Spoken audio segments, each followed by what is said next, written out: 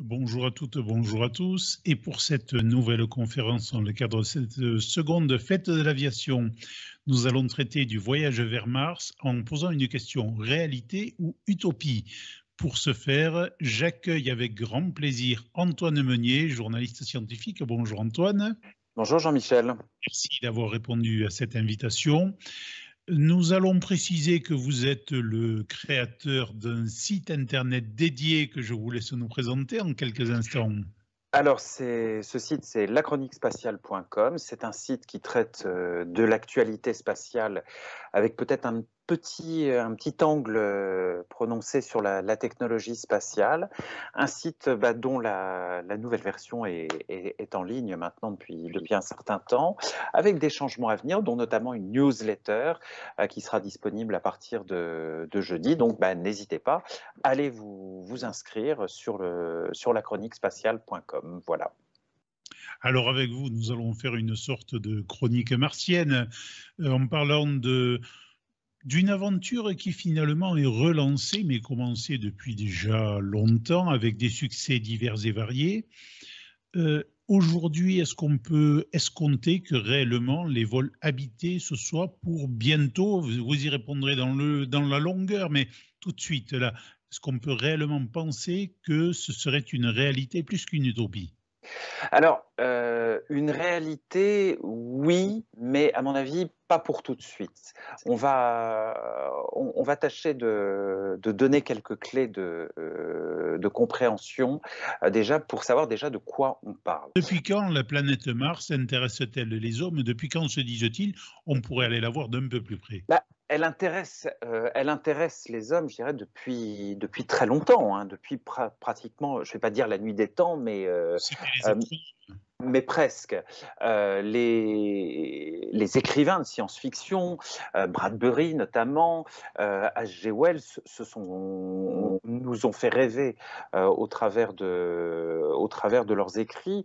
Je pense également aussi à Stephen Baxter, qui a écrit il y a 25 ans un roman absolument remarquable et peut-être même le plus réaliste sur le voyage martien. Pour comprendre déjà de quoi on parle, je crois qu'il est important de faire peut-être un petit rappel astronomique sur la planète Mars. La planète Mars, c'est une planète qui se trouve à environ 220-230 millions de kilomètres. Elle est moitié moins grande hein, que la Terre, et pourtant il fait très froid.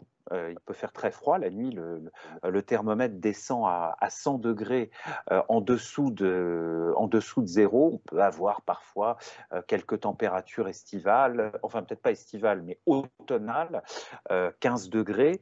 Mais bon, c'est un désert, elle est parfaitement hostile, l'atmosphère est saturée par le CO2. Moi, ce qui m'interpelle déjà sur cette planète, c'est qu'elle est moitié moins grande que la Terre, et pourtant, vous avez les plus hautes montagnes de tout le système solaire. Olympus Mons, qui est gigantesque, fait pratiquement entre 22 et 25 000 mètres, 25 000 mètres d'altitude. C'est-à-dire qu'il est pratiquement 2 fois et demi plus grand que l'Everest. Alors, c'est une planète, Mars, qui fait, je vous le disais, qui fait rêver.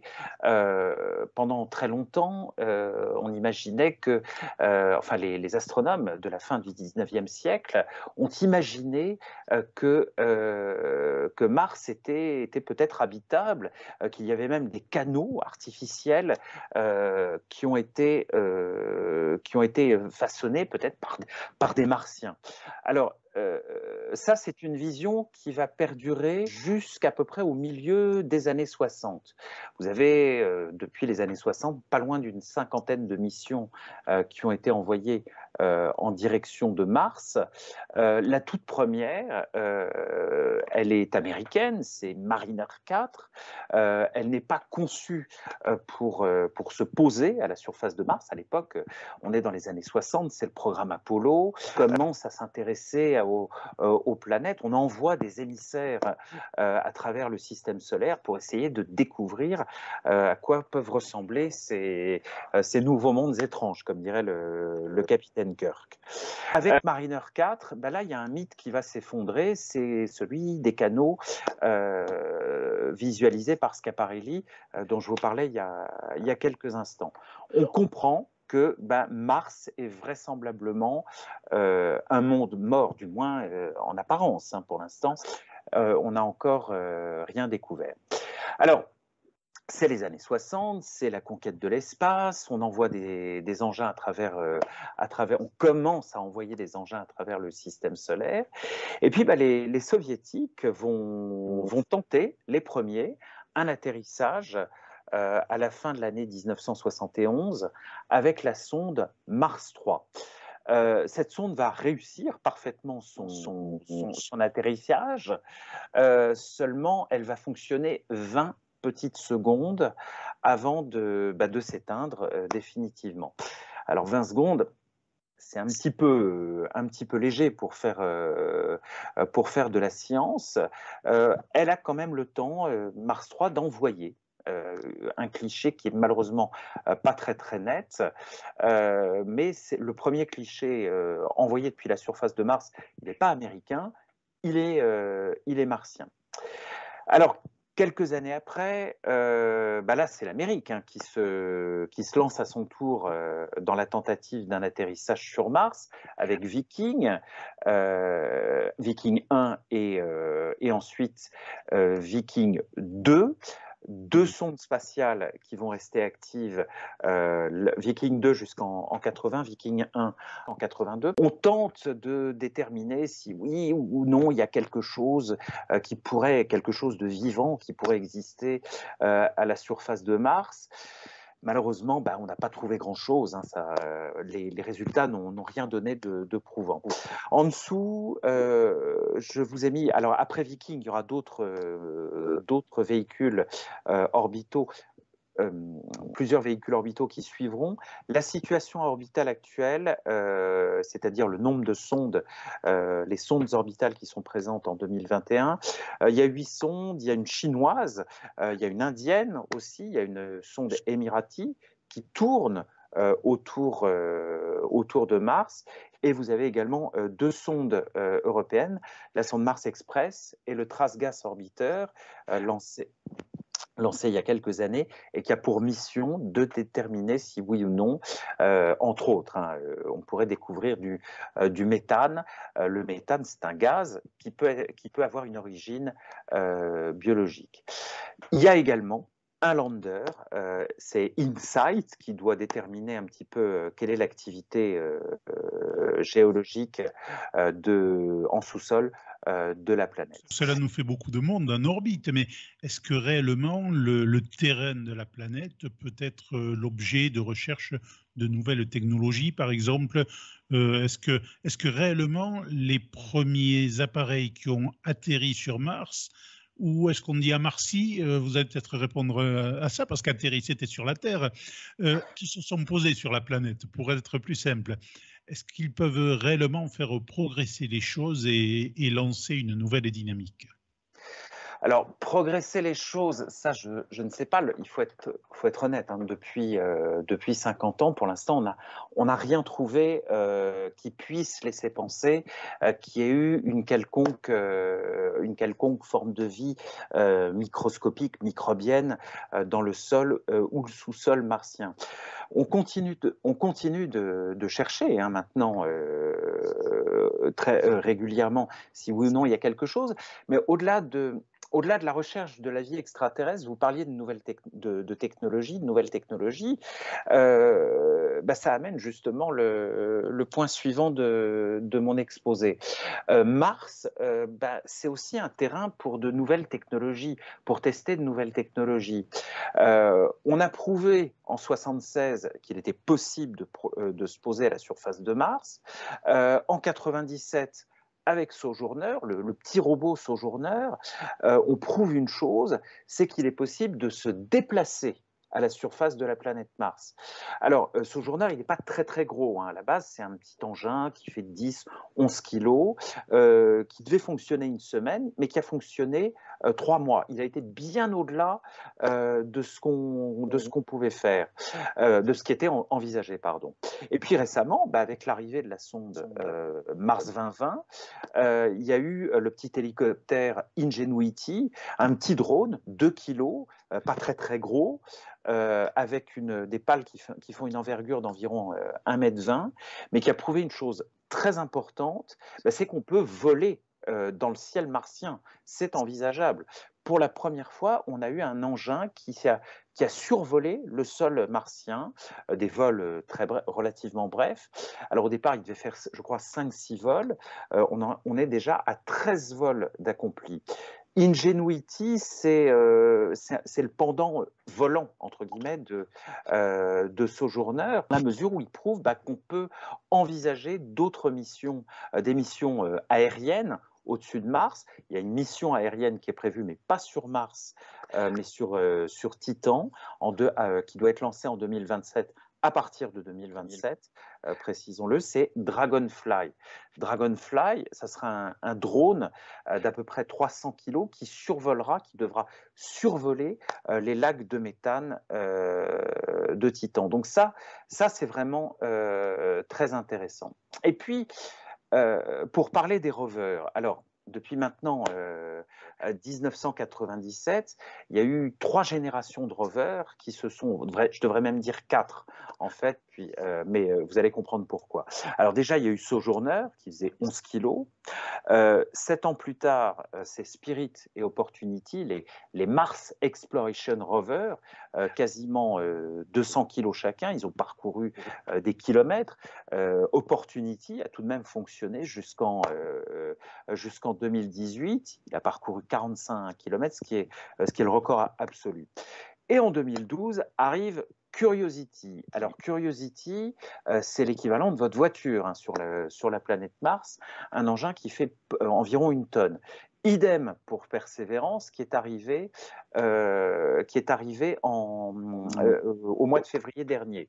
Et Persévérance, c'est la première étape d'un nouveau défi encore plus ambitieux qui, lui, est en train de se mettre en place, à savoir le retour d'échantillons martiens, ce qui est planifié pas avant 2031, puisque les missions sont actuellement en phase d'élaboration dans l'industrie, notamment chez Airbus Space, qui va jouer un rôle très important, notamment pour ramener ces échantillons vers la Terre. Je pense que avec le retour d'échantillons, ce qui est intéressant, c'est qu'on détermine, déjà dans un premier temps, on va déterminer les endroits qui sont peut-être les plus intéressants, et une fois que ces échantillons seront collectés, on les récupérera et on pourra savoir si oui ou non, il y a peut-être quelque chose qui se cache dans les sables de Mars. Là, je vous cite le titre d'un bouquin d'Arthur C. Clarke que j'aimais beaucoup. Et puis, rappelons quand même une chose très importante, c'est qu'aujourd'hui, les États-Unis, ils ne sont plus les seuls à la surface de la planète Mars, puisque cette année, la Chine a réussi l'exploit de déposer un rover, le rover Zhurong, qui évoque un petit peu d'ailleurs, de par sa forme, les rovers mers de 2004. Alors oui, l'Amérique n'est plus seule sur Mars, ça nous amène donc à parler de l'étape la plus importante, la mission habitée vers Mars. Pour moi, la mission habitée vers Mars, je vous dirais que c'est un peu l'Arlésienne de la conquête spatiale. Elle existe, elle est dans les cartons depuis avant la naissance de la NASA.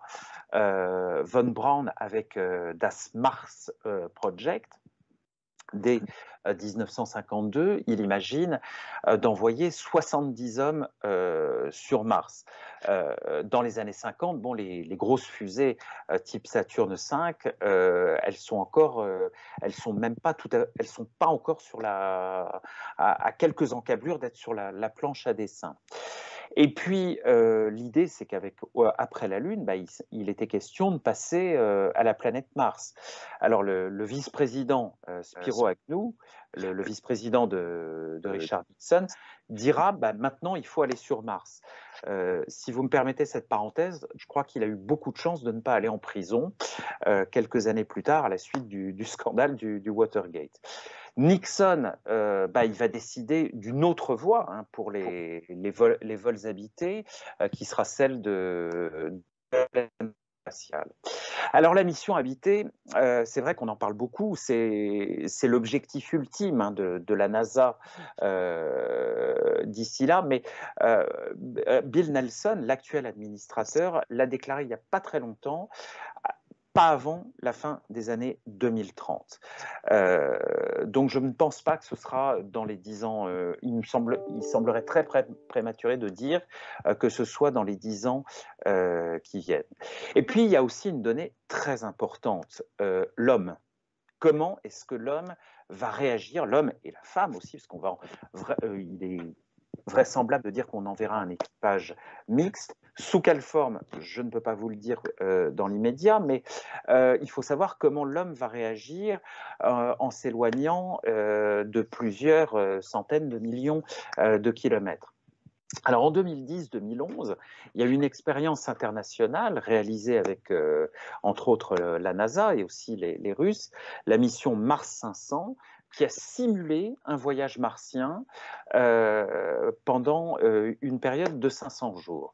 Romain Charles, qui était un des le participant français, m'avait confié en interview, m'avait dit le secret, bah, c'est d'être en permanence occupé, ne pas avoir l'esprit qui vagabonde.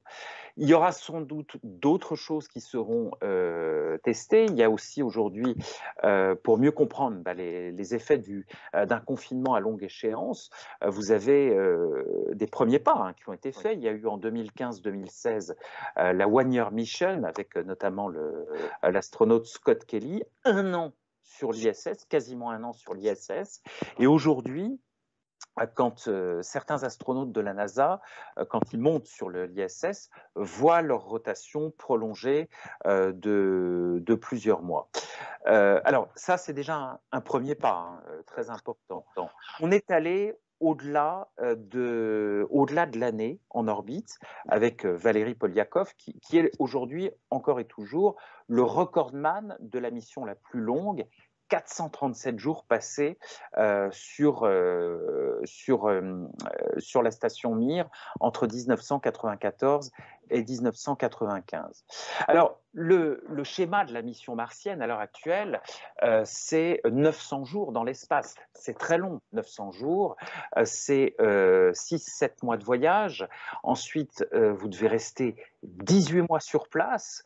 1 an et demi, il faut attendre que les planètes hein, se remettent en configuration qui autorise le retour. Et encore de nouveau, 6-7 mois de voyage, c'est grosso modo 32 mois dans l'espace. C'est quand même très, très long. Alors, peut-être faudrait-il attendre de disposer de solutions de propulsion qui permettraient de ralentir, de raccourcir le temps de parcours. Il y a notamment la solution Vasimir, imaginée par l'astronaute Franklin Chang Diaz, qui disait qu'avec ce véhicule, ce réacteur de son invention, il serait possible de réduire le voyage vers Mars à moins de 40 jours. Avec la propulsion nucléaire, il serait théoriquement possible de réduire le temps de parcours de moitié. Il faut rappeler que la propulsion nucléaire, elle a été testée dès les années 60 avec le moteur Nerva. L'idée, c'est d'avoir un rendement bien meilleur que celui des moteurs fusées et des moteurs chimiques actuels. On doublerait ce qu'on appelle l'ISP, l'impulsion spécifique, par rapport aux moteurs chimiques. Un moteur a été testé, il a fourni un essai dans les années 60, un moteur nucléaire, une poussée d'environ 34 tonnes pendant 30 minutes, ce qui est somme toute, très, très important. Et puis, moi j'ai quand même aussi envie de vous demander, de poser cette question, pourquoi aller sur Mars? Pourquoi est-ce qu'il faut qu'on aille un petit peu plus loin? C'est de tenter de découvrir des traces de vie. C'est ça, on se pose toujours cette question, peut-être un petit peu métaphysique. Est-ce que nous sommes seuls? Alors, pour le moment, on n'a rien découvert, hein, sur Mars. L'idée, c'est aussi d'établir un début de nouvelle société. La planète rouge, aujourd'hui, grâce au Starship, c'est l'objectif ultime d'Elon Musk, hein. Elon Musk, le patron de SpaceX, il a dit qu'il voulait prendre sa retraite sur Mars. Et son ambition, c'est de faire de l'homme une espèce multiplanétaire. Il l'a déclaré à maintes et maintes reprises. Je voudrais poser une question, je vous laisserai développer, mais est-ce qu'aujourd'hui, envoyer des êtres humains sur la planète a encore une réelle utilité quand on voit tout ce que peuvent faire les robots, quand on voit que même un drone peut se déplacer sur la planète? Finalement, l'homme a suffisamment de connaissances techniques pour créer des machines qui peuvent explorer sans exposer une vie ou plusieurs vies humaines. Est-ce qu'il y a encore une pertinence à envoyer des êtres humains vers la planète rouge? Alors ça, j'ai envie de vous dire, c'est l'éternel débat. C'est l'éternel débat homme versus machine. Moi, je pense qu'il ne faut pas opposer l'homme à la machine. Il est évident que dans un environnement le plus hostile possible, je vous dirais qu'il faut effectivement privilégier une machine. Seulement, l'homme, moi, je vous dirais que c'est le capteur qu'on n'a pas inventé. Avec l'homme, on peut détecter, on peut réagir peut-être plus rapidement. Un voyage de 3 ans, ça paraît quand même très très long. Effectivement, si on peut réduire le temps de parcours d'un équipage qui se dirige vers Mars, ça, c'est une bonne chose. Pour moi, l'homme et la machine sont complémentaires. Je crois que ça n'a pas forcément d'intérêt il ne faut pas les opposer. Le bras robot de la station spatiale, il permet de faire des choses que l'homme ne peut pas faire. Avec le bras robot, vous pouvez saisir un vaisseau ravitailleur qui vient apporter du cargo à l'équipage, chose qu'un être humain ne peut pas faire. Donc, je pense qu'il faut avant tout parler de complémentarité. Quand on évoque l'exploration, complémentarité, homme plus machine. Et est-ce que ce voyage sera direct ou est-ce qu'on peut se permettre, parce que parallèlement, on se souvient par exemple que la conquête lunaire a été relancée par un ex-président des États-Unis, un certain George W. Bush, qui n'a pas laissé que de bons souvenirs dans l'histoire des États-Unis et l'histoire du monde, mais il avait dit qu'il faut repartir, c'était prévu pour 2025 initialement, vers la Lune. Est-ce que la Lune peut être l'étape intermédiaire qui permettrait de raccourcir le voyage ou d'envisager d'autres modes de propulsion, d'envisager d'autres engins, parce qu'on ne décolle plus de la Terre, mais on redécolle de la Lune? Alors, moi, j'ai posé la question à plusieurs astronautes et tous m'ont dit on va d'abord retourner vers la Lune. La Lune, c'est une étape obligée.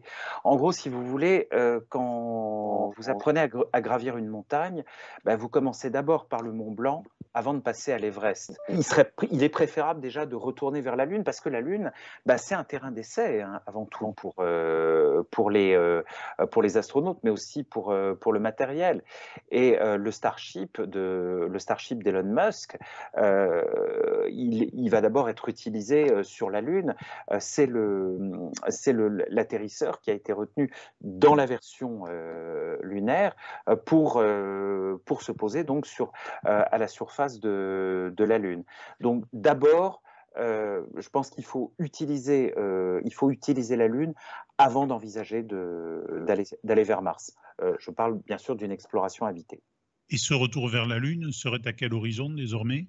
Alors, on envisageait, dans le cadre du programme Artemis, il était question de 2024, à partir de 2024, mais la NASA a laissé entendre que ça sera sans doute vraisemblablement 2025, peut-être même 2026.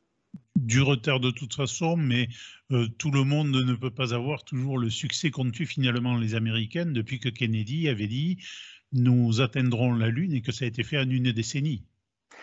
Oui, mais je pense que le contexte aujourd'hui, il est pas le même, hein. Dans les années 60, c'était la course à l'espace, c'était la course aux armements aussi. Donc Kennedy avait fixé une échéance qui était avant 1970. Cette échéance, elle a été tenue. Il y a la Chine hein, aussi, il faut quand même rappeler que la Chine, elle ambitionne d'envoyer des hommes sur la Lune à l'horizon 2030, mais pas uniquement sur Mars. Pas uniquement sur la Lune, mais aussi sur Mars. Mais ça, Mars, ce sera également dans un deuxième temps. D'ailleurs, la démarche de la Chine, elle est extrêmement pragmatique, prudente. On prépare. Chaque mission sert à préparer la suivante. La Chine, d'ailleurs, cumule des données pour préparer une mission différente à chaque fois. Et il serait tout à fait raisonnable de penser qu'à l'horizon 2030-2035, vous ayez des taïkonautes sur la surface de la Lune. Mais du coup, ça booste aussi les États-Unis pour envisager une mission humaine à moyenne échéance, on va dire dans les 5 ans qui viennent, 5-6 ans qui viennent. Antoine Meunier, la première collaboration entre l'Union soviétique et les États-Unis a eu lieu dans les années 70 par la rencontre de deux capsules en pleine guerre froide. Aujourd'hui, le climat terrestre fait que les tensions internationales sont énormes. Sans doute qu'elles n'ont jamais été aussi grandes depuis des années. Mais est-ce que le spatial pourrait être l'occasion, comme il l'a été pour l'ISS, d'arriver à une collaboration mondiale, puisqu'on parle des États-Unis, de l'Europe, de la Chine, de l'Inde, peut-être des Émirats, éventuellement du Japon et d'autres pays qui pourraient participer. Est-ce que ça pourrait être une coopération mondiale qui permettrait de rejoindre plus facilement la Lune et donc d'atteindre conjointement et plus facilement Mars en associant les technologies des différents pays, des différentes agences? C'est déjà le cadre, hein, le cas. La collaboration, elle est déjà mondiale. Vous prenez l'ISS, c'est une quinzaine de pays qui travaillent ensemble depuis presque plus de 25 ans maintenant. Le programme Artemis, vous avez aussi c'est certes un programme américain, mais qui inclut des partenaires internationaux et dans le cadre des missions Artemis avec la future station Gateway, il est prévu que des astronautes européens puissent voler. L'ambition de l'Agence spatiale européenne, c'est d'avoir un représentant de ces astronautes qui pose le pied sur la Lune d'ici la fin de cette décennie. Alors on peut espérer que ce soit un Français qui soit l'heureux élu. Il y a à peine une décennie, des grands responsables de l'Agence spatiale européenne disaient que jamais Elon Musk ne réussirait à faire décoller sa première fusée. Aujourd'hui, il assure des missions, y compris habitées régulières vers l'ISS. Donc demain, on peut raisonnablement penser qu'il puisse envoyer des fusées vers la Lune et donc vers Mars. Oui, il faut dire une chose, c'est vrai que quand Elon Musk est arrivé dans le paysage spatial mondial, on le regardait peut-être un peu en souriant. Aujourd'hui, SpaceX, c'est l'acteur numéro 1 du spatial, hein. Les fusées sont réutilisées. Moi, ce qui m'interpelle avec Elon Musk, il dit ce qu'il compte faire et il le fait. Alors certes, avec du retard. Le Falcon Heavy, la version super lourde le Falcon Heavy, donc, il était prévu pour un premier vol, je crois, en 2015. Il a finalement volé en 2018. Alors c'est vrai que le temps, façon Elon Musk, c'est toujours un petit peu relatif, hein, mais on peut raisonnablement penser que ce qu'il escompte faire avec le Starship, ce soit fait dans les prochaines années. Oui, ça me semble crédible. Alors, aux antipodes de ça, et avec la crise que connaît actuellement le spatial européen, j'ai envie de vous dire, et Ariane 6 dans tout ça, que peut-elle encore faire? Ariane 6, malheureusement, elle a été impactée par le chantier d'Ariane 6 a été impacté par le Covid. Ce que je peux vous dire, c'est qu'Ariane 6, elle est attendue maintenant pour un vol, un premier vol à partir du mois de juin. Du mois de juin prochain. Ariane 6, avant tout, elle a ambition ce que je vous dirais, c'est qu'elle a ambition d'offrir des vols, enfin pas offrir des vols, mais de réaliser des vols 40 à 50% moins chers qu'Ariane 5. Avec Ariane 6, moi j'aimerais beaucoup, par exemple, qu'on puisse voir un astronaute européen décoller depuis la Guyane. Mais ça, pour l'instant, on ne peut pas encore, ça n'est pas encore à l'ordre du jour, malheureusement. Ça a été dans les cartons il y a une vingtaine d'années avec une navette, on ne l'a jamais clairement nommée navette, mais qui devait s'appeler Hermès. Tout à fait, absolument. Hermès devait décoller au sommet d'Ariane 5, mais malheureusement, il y a eu des événements qui ont fait que le projet a été ralenti, puis complètement stoppé dès 1992. Un projet qui aurait donc permis à l'Europe de disposer de son indépendance d'accès, enfin d'une indépendance d'accès à l'espace pour ces astronautes. Alors aujourd'hui, si on se tourne vers les jeunes, quel peut être l'attrait pour un jeune homme, pour une jeune fille qui voudrait se tourner vers le spatial quand on voit ces jours-ci, puisqu'elle est encore toute chaude, toute brûlante, la crise au sein de l'Agence spatiale européenne, mais est-ce que l'espace peut faire rêver les Européens et les Français donc ? Oui, moi je pense que oui. L'espace, c'est une perspective. Ça donne à nos jeunes une perspective. Moi, je pense que l'espace continue de faire rêver. Moi, j'ai la chance de travailler avec le Musée de l'air et de l'espace, et très régulièrement, il m'arrive de recevoir des scolaires, et je peux vous dire qu'un avion ou une fusée aussi, hein, ça illumine les yeux des enfants. Donc, je me dis que oui, l'espace a quand même encore de beaux jours devant elle. Je crois que nous arrivons au terme de cette belle conférence. Merci de nous avoir accordé ces quelques minutes. Merci, et puis peut-être rendez-vous pour la 3e fête de l'aviation pour nous parler des évolutions donc de cette conquête et vers la Lune et vers Mars. Et ce sera avec grand plaisir.